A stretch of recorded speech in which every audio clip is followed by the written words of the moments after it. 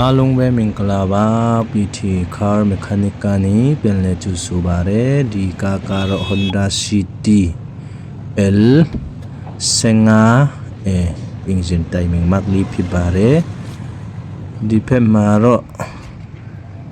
Game Sub Pulley timing mark ဖြစ်ပါတယ် Game Sub Pulley timing markဒီမှာတက်ဖြစ်ပါတယ်ဒီမှာ Valve cover နဲ့တက်ဖြစ်ပါတယ်ဒီမှာအလိုက်ဒီဆွဲထားတဲ့ဟာတက်ဖြစ်ပါတယ်ပြီးရင် timing chain marking ကတော့ဒီမှာဖြစ်ပါတယ် chain ကတော့ဒီမှာဖြစ်ပါတယ်ဒီနှစ်ခုတက်မှာထားပြရမှာပဲဖြစ်ပါတယ်ပြီးရင် upဆိုတာလေးရှိတာဖြစ်ပါတယ်အပတော့အပေါ်မှာထားရမှာဖြစ်ပါတယ်ဒီဟာတော့ timing chain ဖြစ်ပါတယ်ပြီးရင်ပူလီအထက်ကနေလဲဒီမှာကြည့်လို့ရတည်တာဖြစ်ပါတယ် marking လေးဒီမှာ valve cover နဲ့တက်ဖြစ်ပါတယ်ပြီးရင်ဒီဖက်မှာလဲ valve cover နဲ့တက်ဖြစ်ပါတယ်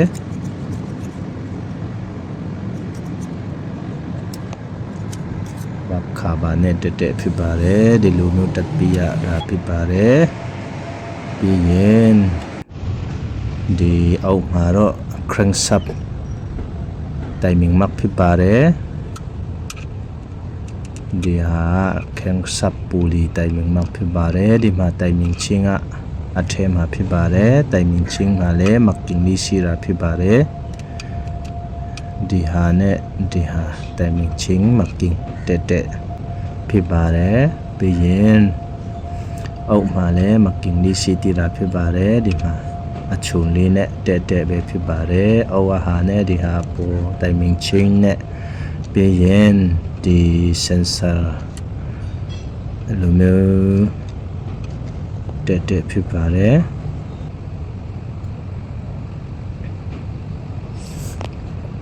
crankshaft pulley mark ဖြစ်ပါတယ်ဒီဟာတော့ပြီးရင်ဒီမှာလည်းစီတီရာဖြစ်ပါတယ် marking လေးဒီဖက်မှာလည်းစီတီရာဖြစ်ပါတယ်ဒီမှာ cover နဲ့တက်ဒီမှာတက်ဖြစ်ပါတယ်ဒီဟာလည်းတက်ပဲဖြစ်ပါတယ်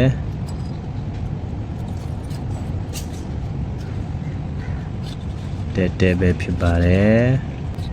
marking တွေရမ်းများတာဖြစ်ပါတယ်ဒီကားကတော့ပြင်ဒီမှာလည်း marking လေးရှိသေးတာဖြစ်ပါတယ်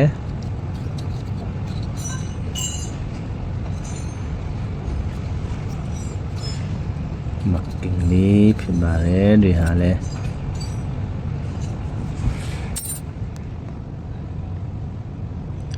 ဒီဖက်မှာလဲပြီးရင်ဒီမှာလဲစီတာဖြစ်ပါတယ်